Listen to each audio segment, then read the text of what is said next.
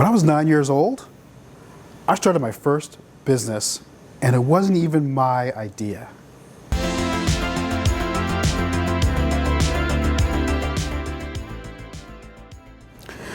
When I was 9 years old, I started my first business, and it wasn't even my idea. I remember growing up in a very affluent town in Long Island, and all the kids wore Izod, Lacoste rugby shirts, Polo, Stan Smith, Adidas shoes, Levi jeans.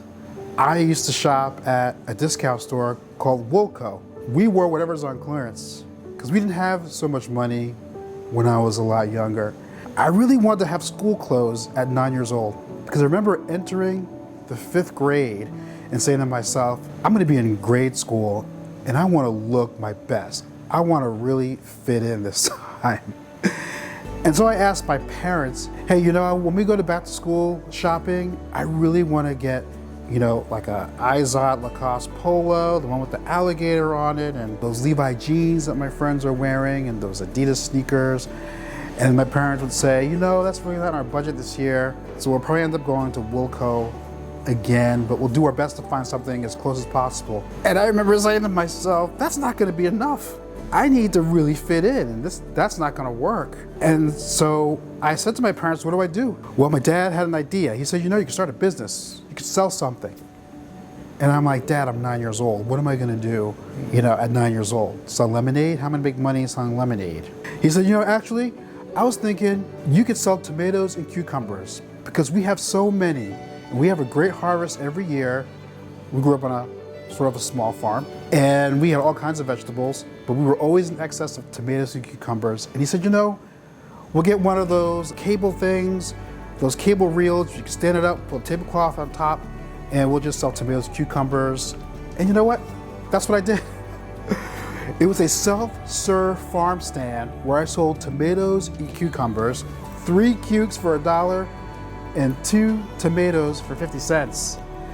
And we used to have our tin can out there, self-serve, because I was 9 years old and my parents didn't want me outside talking to strangers.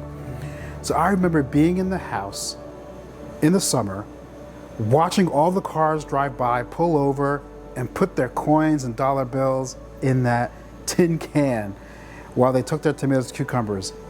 I tell you, when you could hear the quarter drop, it was like joy to our hearts. It was amazing to get that first quarter, that first dollar.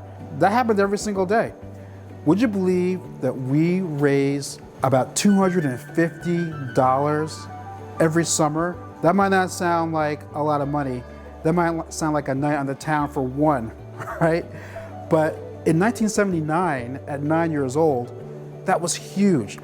$250, I was able to get the clothes that I wanted for school. And I did that for several summers. And so what's my point in showing the story? First of all, this is my first business. Number 2, don't overthink it. If you're entering business for the first time and you're trying to rack your brain about your ideas, don't overthink your ideas.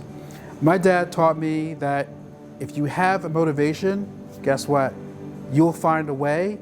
And sometimes you start at the simplest form there is. Don't overthink your ideas. Don't over-intellectualize them. Just go out there and try it, and if it works, great. If it doesn't, go to the next one. It sounds simple.